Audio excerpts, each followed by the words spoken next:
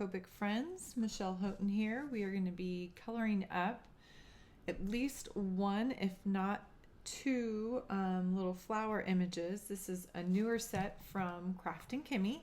They came out as part of the April release. These are by Allison, and she did an amazing job with some really fine detailed kind of spring scenery pieces. We've got a bird bath and two or three little flowers. We've got a fence, and she did some really wonderful things. And the fence you can connect together and create kind of a long piece. The little kind of speckled stamp over here fits on top of this little tree and becomes blossom. So you can do that stamping in a couple different colors, which is awesome and fun and very thoughtful of her to put some of these pieces together. So I'm actually doing something pretty simple today. I'm going to be coloring at least one, if not two, of the small stamped flower pieces. I am doing no line, and what you're seeing is a really pale pink ink that I've done that with. And then keeping it fairly small, doing kind of a background area. I'm going to keep it down into the lower right portion. I always cut my paper into those quarter slices, but I would definitely trim this down even further, keeping that image to kind of the right lower, but giving myself room to do some pattern paper and some pieces behind it. So I'm going to attempt some no line. These are very small stamps, so I haven't done any attempting yet, so you're seeing me kind of work my way through it slowly. I am going to start with the petals on the daffodils and then come down and work on the leaves. I'm going to give myself some grace on these, and that if I lose some details along the way, I'm not going to worry too much about them. I'm starting with some really saturated yellows. I've got a Y08 and a Y02. Because they're so small, I don't know that I would do a whole lot more than that, but I'm going to see kind of how this plays out. I'm definitely going to start with the center of the three flowers because I feel like that's going to be that deepest color. And these are extremely hard to see. So again, if you're new to no line coloring, get you guys in a little bit closer here if I can. If you are new to no line coloring, this is not necessarily an image I would start with. You're going to look for something that's a little bit bigger in particular, but more open, not a lot of little fine details that you're going to get lost in. But as you're attempting that no line coloring, kind of going one piece at a time. So I've got those three trumpets, kind of that centerpiece, and now I'm switching over to that Y02. I hate to leave that cap there because I feel like you're getting a shadow from my light source, which is my window in front of me. So I'm trying to be real cautious about kind of shifting it off to the side. So I've got the Y08 from the base of that trumpet out, and then I'm bringing the Y02 back from the edges in. Now, this is not a dark enough color to completely eliminate that pink line. So I am going to end up with some of that here in the end. It'll depend on if I go back in and do some more work with some of those darker colors. So I think I'll stay with this for just a second. Y08, get some of those a little bit darker. And maybe right along the underside or that edge.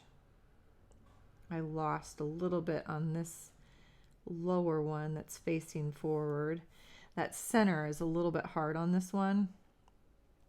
So trying to see, I actually think I missed a little bit of the petal work on this one. So I need to come back, because this piece out to the edge is part of that trumpet. So I need to get a little more yellow on this guy.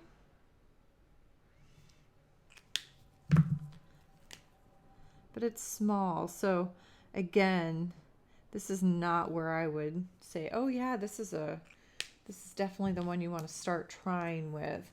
A lot of times these petals on a daffodil or different types of daffodil are actually white. That's actually a very hard color to do no line with, or at least for me, especially with something small like this. I shouldn't say it is for everybody, but I'm going to do kind of a lighter yellow, and if I need to bring another color in, I will. Let's see, go ahead. I can still see my pink lines. This is that Y02.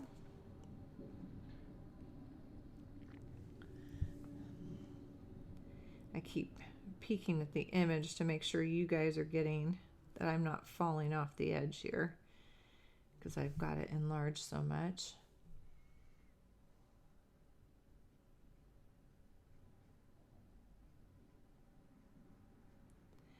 And another little thing that I do when I'm doing no line coloring is I keep an extra copy of the image kind of right beside me, and that helps when I start to lose, shoot, where did that one petal start and where does the next one stop. And it always helps to have, whether I do that in the light pink or if I go ahead and stamp a second one in black, then I've got that reference.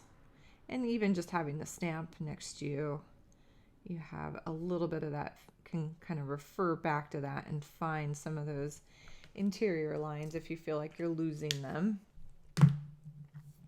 So the question is going to be, if I want to keep these lighter, how do I kind of add some shape or change up the look? And what I might think about doing is actually adding more of kind of an underpainted color. Now I've obviously not underpainted, but I could use a cooler tone to create some of those ins and outs.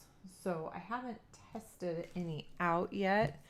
So I think I'm going to do that. I was playing around with some colors earlier. So if I have that base of my Y02, what are things that I could do? So this is a BV20. I'm not sure. I'm thinking more, maybe just a violet might be better. And yeah, I'm liking that a lot better. This is a V01. So I'm gonna come in on some of these. So the underside.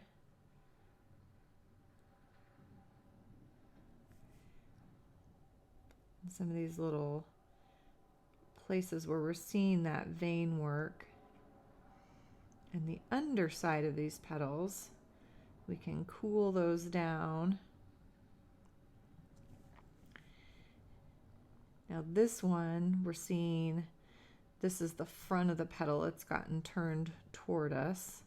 So I want to be careful kind of how I'm using that there. That it's more kind of that vein work that we're ending up getting to see. Separate these guys out.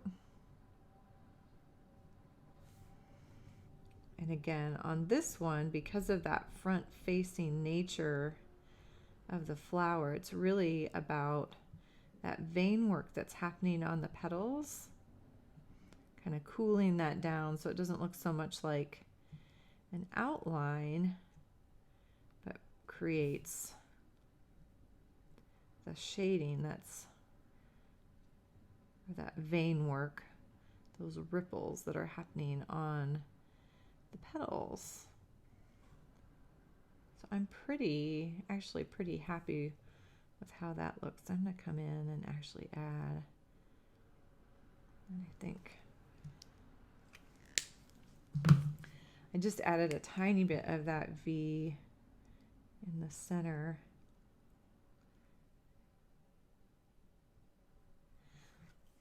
All right, so that actually is pretty close to what I was looking for. And then I grabbed a couple different sets of greens. One is a more vibrant one. It's a set of yellow greens. I've got a YG25 and a YG23. I thought maybe for the stem work. So I'm starting, I don't know if you've noticed this already, but I'm working from dark to light. I tend to do that as I work with no line coloring, habit of mine. I'm trying to run down kind of one edge of these super narrow little leaves and stems. So super, super light touch. And some of you may feel like that's just not gonna happen. So the green may fill in. I've got my hand, kind of the side of my hand and kind of the knob of my wrist really resting down, helping me control my pressure that I'm setting on that marker nib so I can keep it super light and just barely touch down on that paper.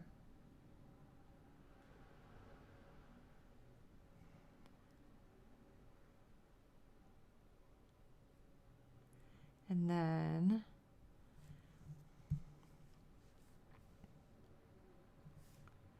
coming over across.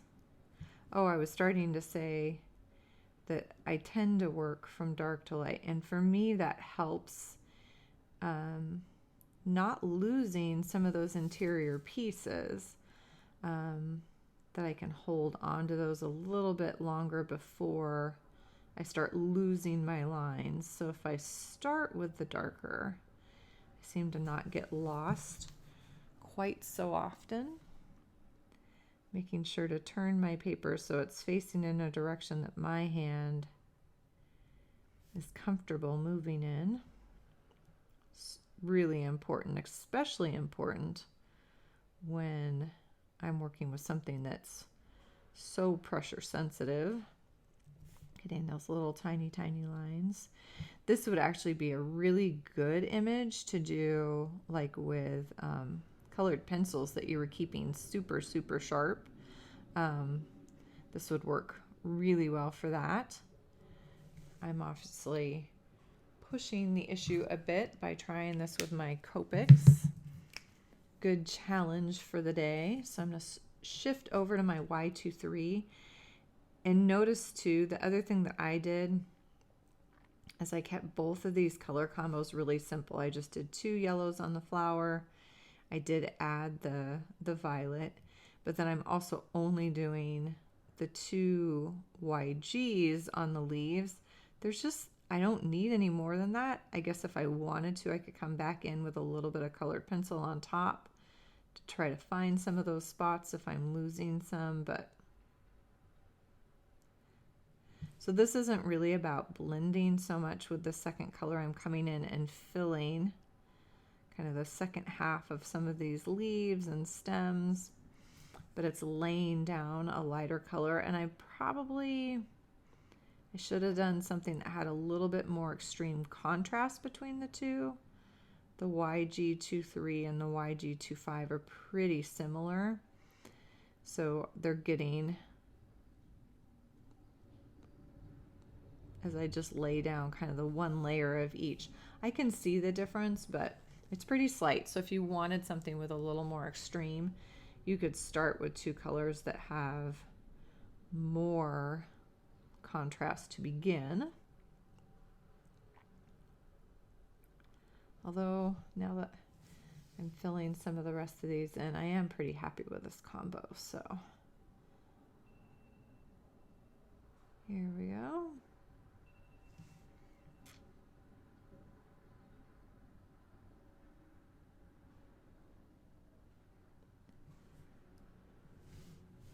All right.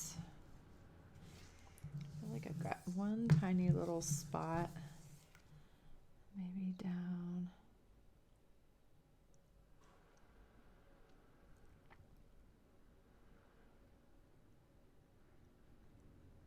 There we go.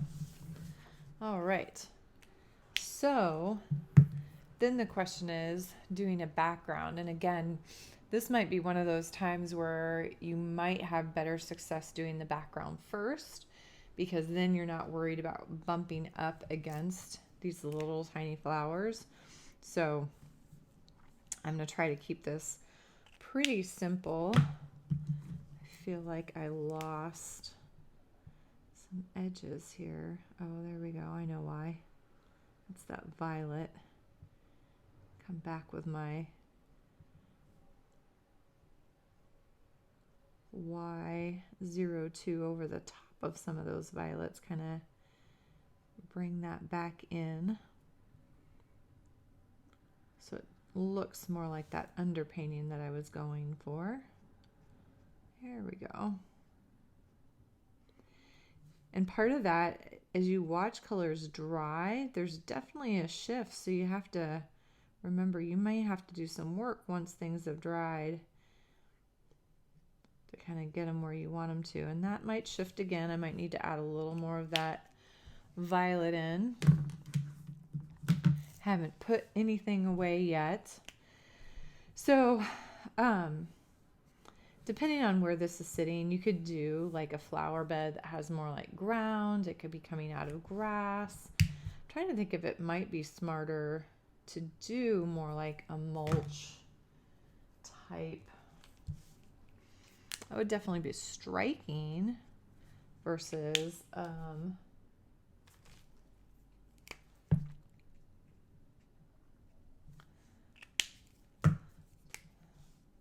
kind of a bed that they're sitting in.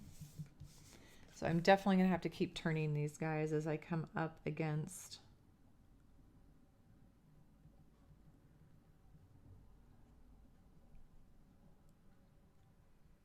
those leaves and flowers. And I think I'm probably going to speed this up a little bit. But what I'm going to do, I'll do a small section so you guys can see.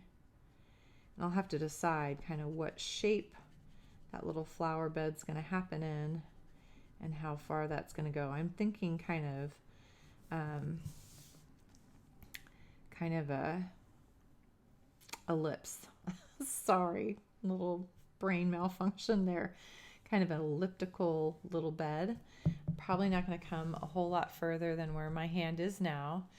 So maybe not a whole lot higher than this and coming all the way off so that it's coming out and around. Might think about doing like a little stone. I'm adding as I go here. So, in fact, if I'm going to do that, I probably, if I put a little rock edge in, maybe do that with my pencil.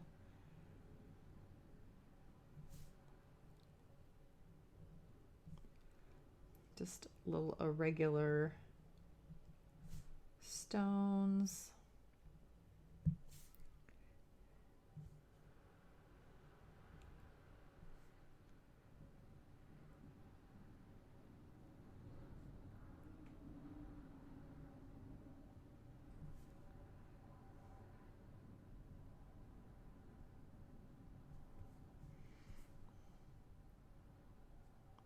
And those can be just one or two shades of gray or even blue violet.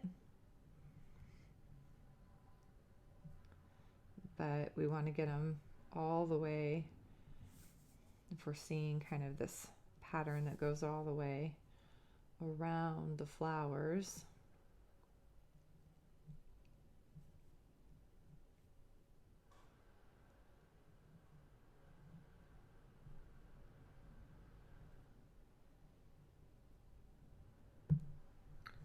And off. So I've got a little stone ring. I'm going to put some mulch in here around the flowers. So I've got an E99 and then I'll come back in. This is an E25.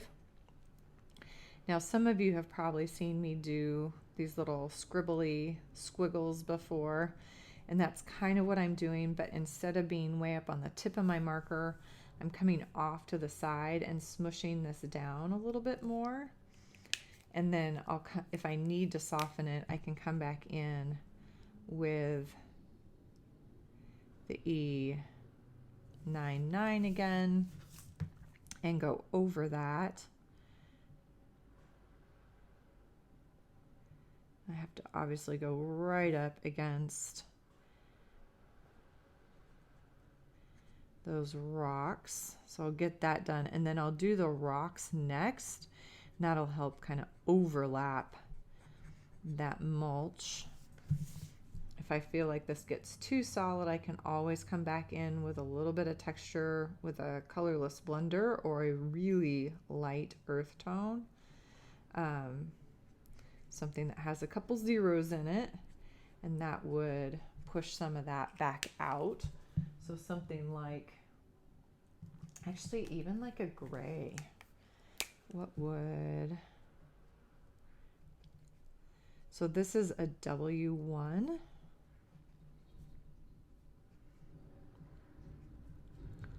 So I like that a lot.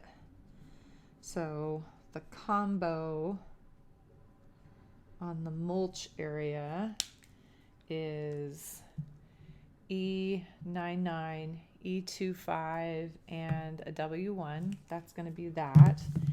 And then the stone, what if I started those guys with the W1 and then added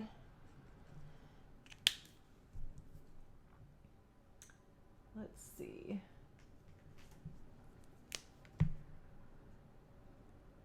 This is a W5.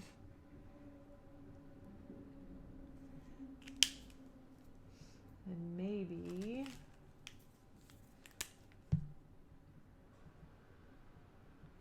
this is an E7 one, which I like the E7, so I think I'm going to go with those three for the rock. Around this, I was going to do pretty simple grass, and I've got 2 greens or 3 greens for that. I'll have to play with that, and then a sky color. Again, I'm trying to keep this smaller. It's expanding as I'm expanding the idea, so we'll kind of see how far it goes. But I think I will speed up the background a little bit, but you've seen kind of what I'm going to start doing with the mulch and the stone. I'm thinking on the stone to come back in and do a light kind of wash dot maneuver with my colorless blender to kind of push some of those colors around. Let's see if I can't get something that I like there. So I'm going to start with those 2. I'll come back in with some greens for kind of a cooler little tiny bit of grass that finishes off, and then a little bit of sky above that. I can always trim this down smaller if I decide to, but actually I'm pretty pleased with how this is looking. Developed definitely into a bigger idea than what I started with. So, all right, mulching, here we go.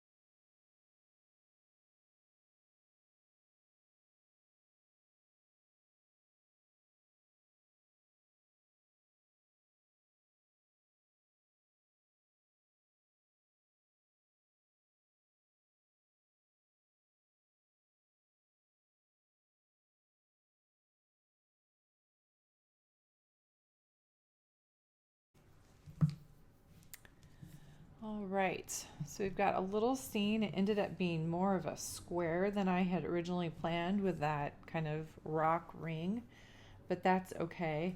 I might do a little more fiddling with the yellows on the daffodils, but again, this was a first attempt at those with the no line, and with that little tiny detail, it might call for something more like the colored pencil, getting those real fine tips in there.